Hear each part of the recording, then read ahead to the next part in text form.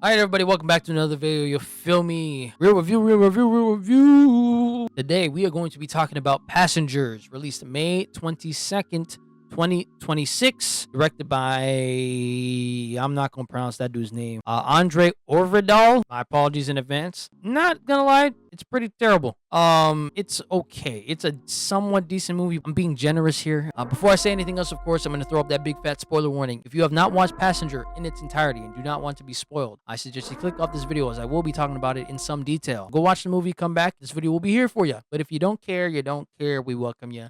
Anyway, this movie's about a couple, Maddie and Tyler, who have adopted the van life, whatever the hell that means. Unfortunately, the trailer you all watched when this movie was announced, that's like the opening scene of the film. It's the first 5 minutes of the movie. That's the bad part. And no joke, the opening scene is probably the best part about the film. Like, again, it's not a bad movie at all, just very mediocre. Maybe that's just because I watched Obsession. To go to this was such a disappointment. But if I'm being honest, Obsession is such a well done movie. Kind of shits on this and all parts. Passenger is about like this folklore amongst the transient life or whatever. All the people that don't live in a house, they all know about this passenger. I don't know if it's a spirit, demon, ghost, whatever the hell. This thing basically marks people that have stopped on the side of the road at night, something like that. Look, it says here right in the synopsis. A few weeks into their van life adventure, bullshit, a young couple witnesses an accident and leaves the driver dead. Soon they're being pursued by a demonic stalker who's impossible to outrun and follows them wherever they go. That's retarded. I mean, chill, I'm being a bit too mean, but it's just like, it's a good concept, I'm not gonna lie, but it's not done well enough in this movie to where I'm gonna like it. You know what I'm saying? It's a very mediocre movie. This on paper could have been great. I don't know what happened with the movie though. Mind you, the driver that dies, that gets them marked in the first place, that's the dude from the opening scene. We see him get killed in a crazy way where he's in the freaking car, he's crashed into a tree and the airbag goes off and it breaks his neck. And then that's when these two stop. Then they're marked, I guess, by the same thing that killed the dude in the car. This can be very interesting. It's just not done well at all. A lot of the horror aspect of this film is decent. It looks okay. But I don't know. The farther we get into the story, the just more weak and less fleshed out it seems. And it gets very weak at the end with the like religious demonic shit that they add into this movie, which I think is done to death in horror. Can we please stop bringing the occult into horror films? Now, mind you, Tyler and Maddie being the main couple or the main characters in the story, they're okay, I guess. Maddie's played by a gorgeous woman, so I'm not mad about that. Tyler, hold on, I could be tripping now that I'm thinking about it. Hold on, I freaking knew it. Tyler is played by the same actor who played Detective Mike's illegitimate son from Bad Boys. What the freak? I don't know why that just pisses me off. I'm trying not to get too mad about this because, again, I don't think it's a terrible movie. It is pretty bad, though. It just got worse and worse the farther I watched this shit. I think my biggest problem with this movie, though, is a lot of these scenes, we really didn't need this to be a movie. Like, it just doesn't make sense how they push the plot. For one example, again, they're living in a van for some freaking reason. They're at a 24-hour gym. Maddie leaves the gym to walk back to the van, and as she's going to the van, you could tell some weird shit's going on. Every time she turns around, the van's farther away. Okay, that's cool. This is where they mess it up. Mind you, she did it 4 or 5 times before getting to the van. You can't be tripping this badly. Like, I don't care if she thought she was tired or she was drugged or whatever. If the van does that bullshit to you 4 or 5 times, why not just go back inside the gym? Wait for Tyler to finish his workout and then you walk back together. But no, she just kept trying to, like, I don't know if she was trying to trick it or some shit. She saw him earlier at the car crash, so she's already suspected the passenger. She knows some weird shit's going on. She doesn't know exactly what yet. And this is, I guess, how we find out they're marked. And then we get another cool scene, at least, when she's inside the van. We see the passenger on the security cameras. Again, very cool scene. Shame the rest of this movie is just mediocre as hell. Oh, another example is later in the movie, after they find out they've been marked. Tyler doesn't believe her at first, but he's not gonna be dismissive of what she's been experiencing, of course, because I guess he's a nice boyfriend or fiance at this point, because he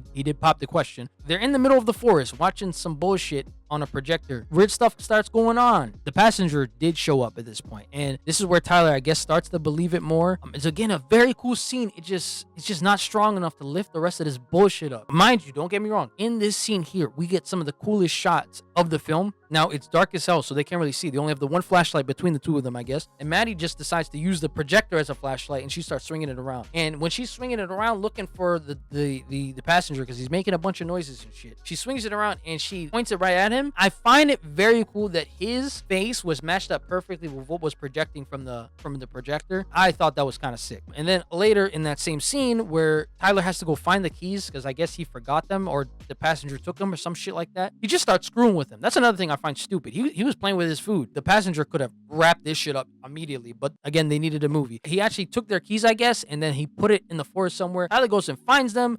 Then he's next to like a bunch of logs. He looks at the logs, it's nothing there. But then when he goes to grab the key, he turns back around. The passenger is sitting right in those logs, or he's sitting right where those logs are. Now, to be fair, I did kind of see that coming because it's a bit predictable, but I still think it's a cool scene. This is where Tyler finally believes Maddie 100%. He's with her, like, oh, this is some real shit. Now it's Maddie's turn to be fucking stupid. Next day, Tyler and Maddie are in a diner. Now, again, they're marked, right? Tyler's now 100% on board with Maddie, and he suggests to sell the van and go back to their normal lives. Maddie says this, and this just pisses me off. We've been marked, not the van.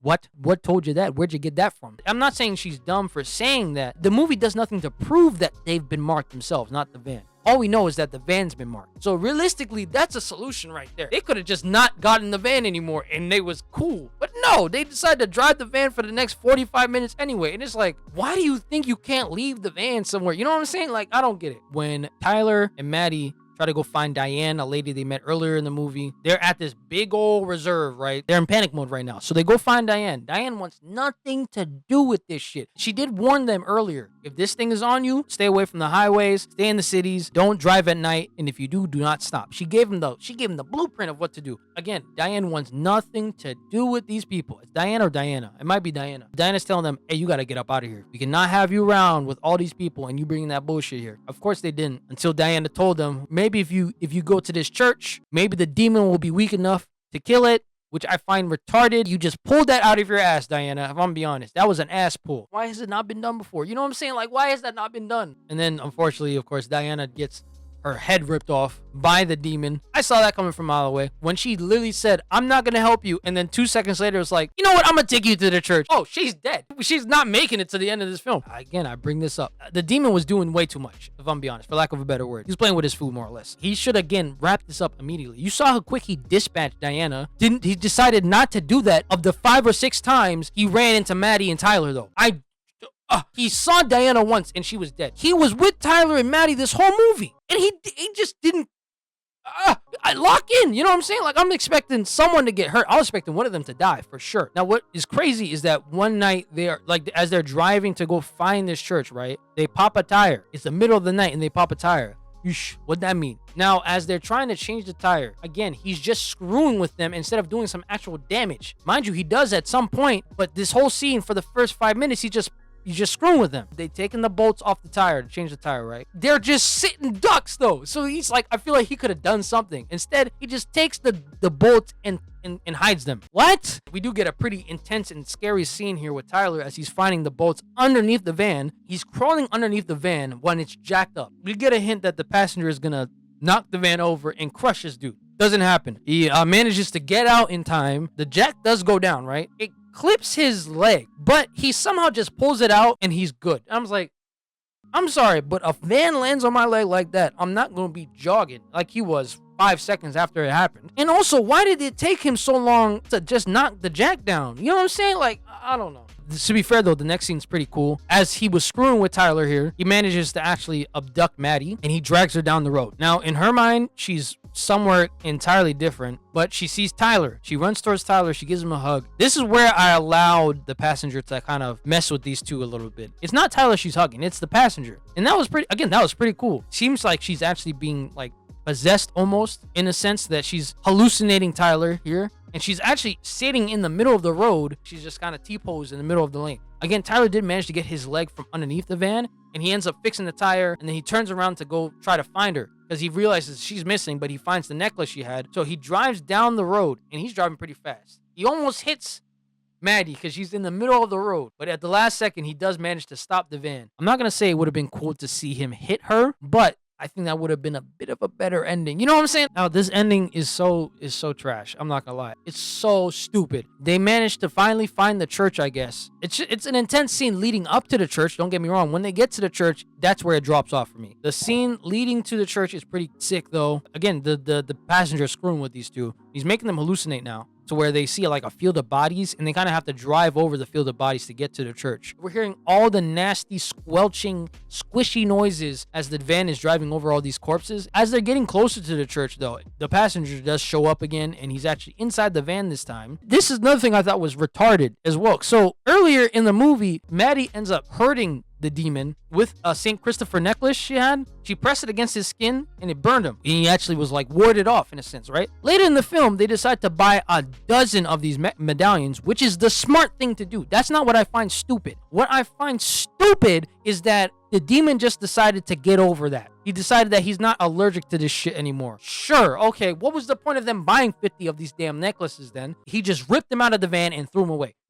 What? And even Tyler, he's trying to hold one and use it like a shield, right? And the demon's just moving it out the way. What was the point of that earlier, though, when it burned you and you ran off like a bitch? That just rubbed me the wrong freaking way, dog, honestly. And there's way too much plot armor around this couple. Again, with Tyler, as he somehow didn't get his leg amputated from that situation with the van. And then later with Maddie, when she got dragged down the highway and she was somehow perfectly fine. She got dragged down the asphalt. Mind you, he had his hands all over her. I'm surprised he didn't kill her. But the end of the film is even worse. Oh my gosh, the last couple scenes with the demon. We see how powerful this thing is, right? Maddie's driving the van. Tyler's in the back. He gets knocked out of the van by the demon. And instead of just killing her straight up, for some reason the passenger decides to, slow walk his way up the van, which gives Maddie the idea here, I guess, to just slam on the brakes. And he, no joke, goes flying through the windshield. She drives the van into him now, slams him through the church walls, lands him into a big-ass statue of St. Christopher, I'm assuming. Of course, that's not going to kill him. She slams him again. She backs up, slams into him, backs up, slams into him.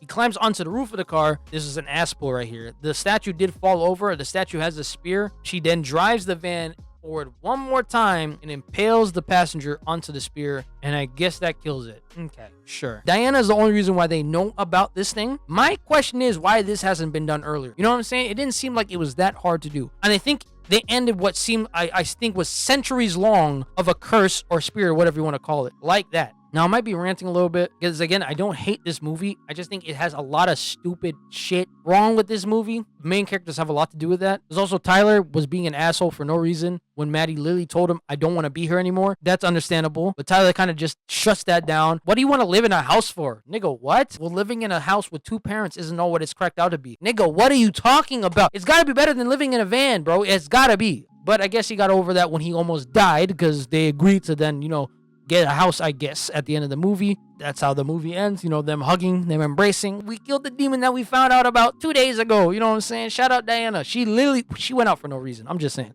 I've said my piece about this film. I'm going to give you my numbers on this shit because I need to stop talking about this movie. Starting off with the writing and story. Again, my least favorite part about this film, the farther we got into the movie, the weaker the story got, and it got so cliche at the end there, I was genuinely annoyed. So we're gonna give this a 2.5 out of 5 because, again, it is very good at the beginning and the story is somewhat decent. They just didn't do shit with this. Now, the sound design and score. Sound design and score is very solid. If I had one issue with the sound design and score, is that the score had way too many copyrighted tracks on it. I don't know why every time they got into a van they played a new song, but they did. That being said, sound design score is gonna get a 3 out of 5. Very fair. Very generous. Now, the acting. All this is terrible. The acting is not great. They get points because of how fine Maddie's actress is. So, acting is going to get a 2.5 out of 5. We're not even going to talk about the casting because the casting had like 7 people. Cinematography. Strongest point of the movie, honestly, was some of the visuals we see and some of the shots we got. Again, because, the projector scene, the log scene, even the scene where Tyler almost runs into Maddie. That was pretty cool looking. So, cinematography is going to get a 3.5 out of 5. And for your overall, Passenger 2026 is going to get... I kind of gave this a 3 out of 5 earlier, but now that I've talked about this movie in its entirety, I just gave it a 3 out of 5 just to be generous. You know what I'm saying? Why not? It's got some charm, I guess, but it's just a lot of this shit technically is ass. That's it. I don't want to talk about this movie anymore. I've had my fill of this bullshit. So yeah, that was Passenger 2026. Next, we're probably going to be talking about The Backrooms, so I'm excited about that because that's going to be a decent movie, I hope. Going to catch y'all in the next video, of course. If you did enjoy this video, you could toss more than likes. I truly do appreciate they don't go without notice. But without further ado, I'm going to bid y'all good night, better morning, all that ish, and I'll catch y'all on the next one. And if God is for us, there is no one who can be against us. But I'm out. God bless.